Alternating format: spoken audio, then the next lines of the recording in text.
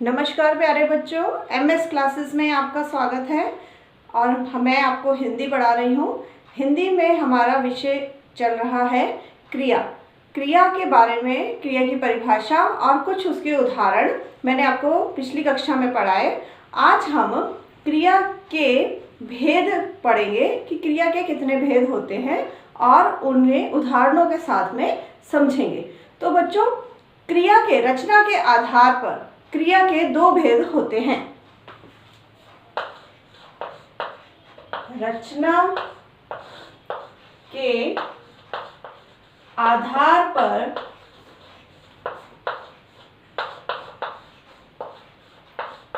क्रिया के मुख्यतः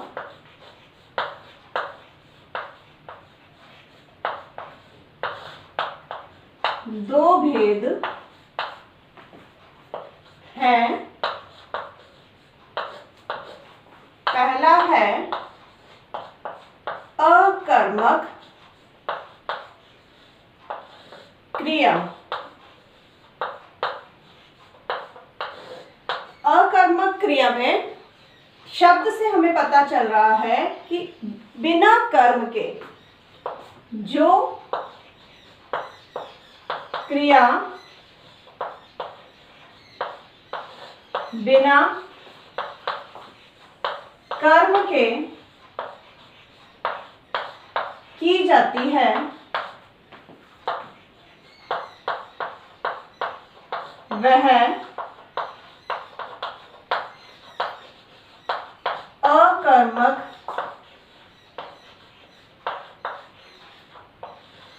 क्रिया होती है।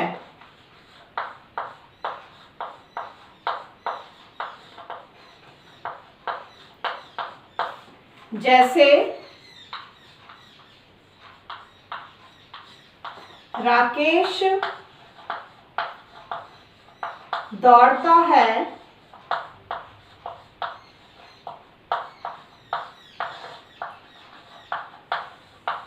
इस वाक्य में दौड़ता क्या है? क्रिया है और यह अकर्मक क्रिया है क्योंकि इसका कोई कर्म नहीं है। इसका प्रभाव सीधे ही कर्ता पर पड़ता है। और उदाहरण देखेंगे। नीना नाचती है,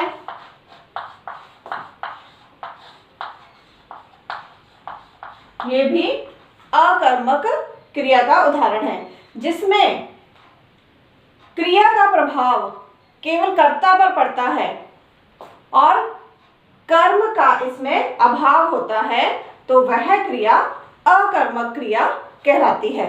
तो बच्चों, अकर्मक क्रिया जो क्रिया बिना कर्म के की जाती है, जिसमें कर्म का अभाव होता है, वह क्रिया अकर्मक क्रिया कहलाती है। इसके और साधारण से जो वाक्य होते हैं, जैसे कि घोड़ा दौड़ता है, मैं चलता हूँ, मैं खाता हूँ, वह सोता है, यह सब अकर्मक क्रिया के उदाहरण हैं।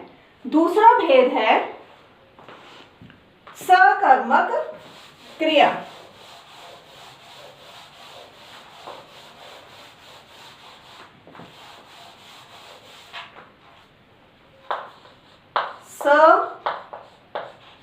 सकर्मक क्रिया, इसका भी हमें शब्द से पता लगता है कि कर्म के साथ जब क्रिया होती है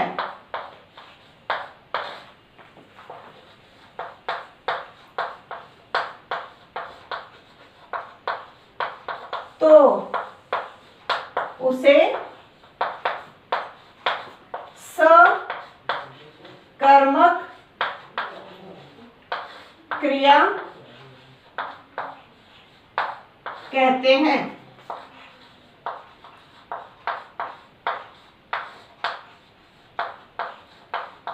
इसमें कर्ता पर कोई असर नहीं है, कर्म पर प्रभाव पड़ता है। कर्म के साथ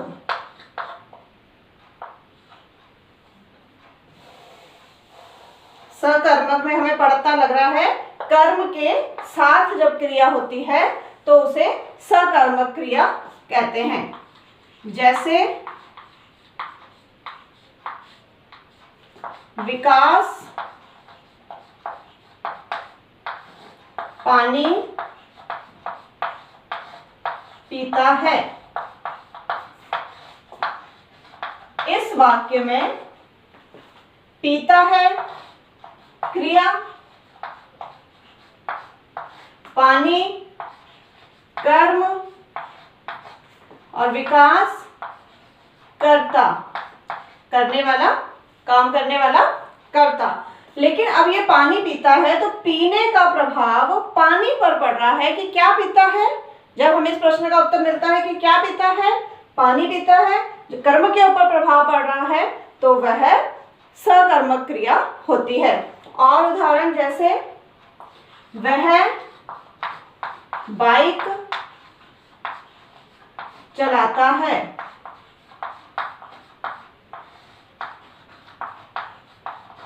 चलाता है क्रिया, बाइक कर्म, वह कर्ता।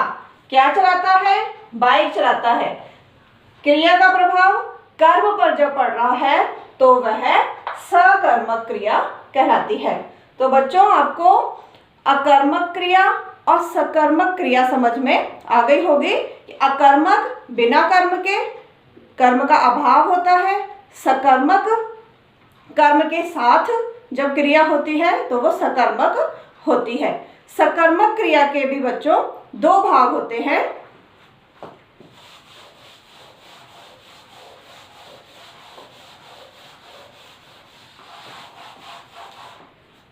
पहला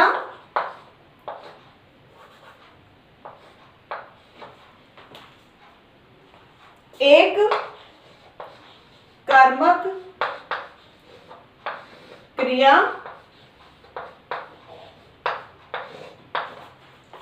जिस सकर्मक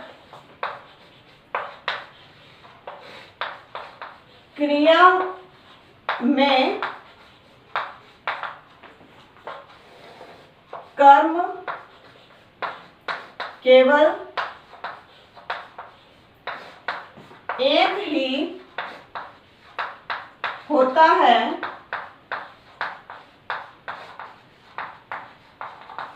तो उसे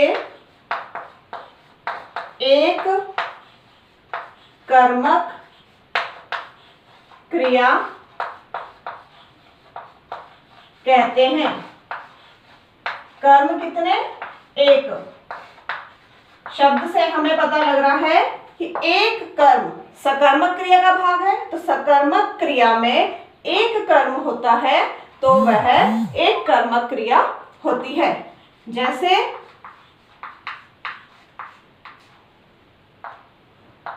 अनु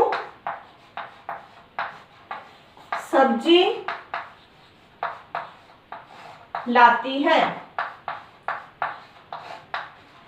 कर्म कितने हैं, पहले तो सकर्मक क्रिया है, लाती है कर्म के ऊपर प्रभाव है, सकर्मक है। कर्म कितने हैं, एक है, तो यह एक कर्मक क्रिया होगी। इसी प्रकार से और उदाहरण जैसे कि नीना गाना गाती है, तो क्या गाती है, गाना। कर्म कितना है, एक है, तो वह क्या होगा, एक कर्मक क्रिया। दूसरा भाग है इसका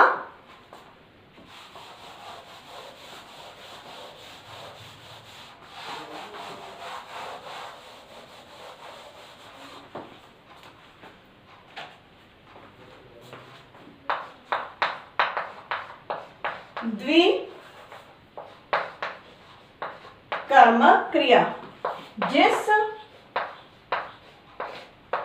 सकर्मक क्रिया में कर्म दो होते हैं वह द्विकर्मक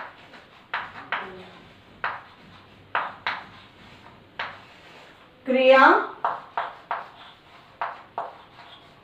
होती है। कर्म कितने? दो कर्म। शब्द से पता लग रहा है कर्म कितने होंगे? दो कर्म होंगे। सकर्मक क्रिया में दो कर्म होते हैं, वह द्विकर्मक क्रिया होती है। जैसे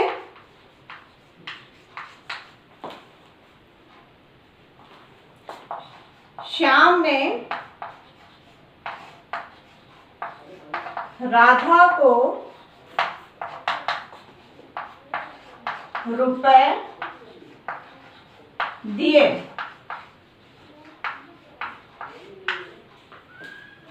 दिए क्या है? क्रिया। क्या दिए? रुपए दिए। किसने दिए? किसको दिए? राधा को। किसने दिए? श्याम ने। श्याम हो गया कर्ता, राधा हो गया कर्म, और एक और कर्म है रुपए। तो द्विकर्मक में दो कर्म होते हैं, एक कर्म सजीव होता है और दूसरा कर्म निर्जीव होता है। तो कितने कर्म होते हैं? द्विकर्मक में दो कर्म होते हैं और क्रिया का प्रभाव कर्म पर पड़ता है। तो सकर्मक और सकर्मक में दो कर्म हैं, तो द्विकर्मक क्रिया होती है। तो सकर्मक क्रिया के दो भाग, एक कर्मक की क्रिया का प्रभाव एक कर्म पर पड़ता है तो एक कर्मक, और क्रिया का प्रभाव दो कर्म पर पड़ता है। दो कर्म होते हैं, एक सजीव कर्म और एक निर्जीव कर्म होता है, तो वह द्विकर्मक क्रिया होती है। तो क्रिया का रचना के आधार पर भेद दो होते हैं, इसके बारे में हमने पढ़ा आज। सकर्मक, अकर्मक, और सकर्मक के दो भाग, एक कर्मक और द्विकर्मक।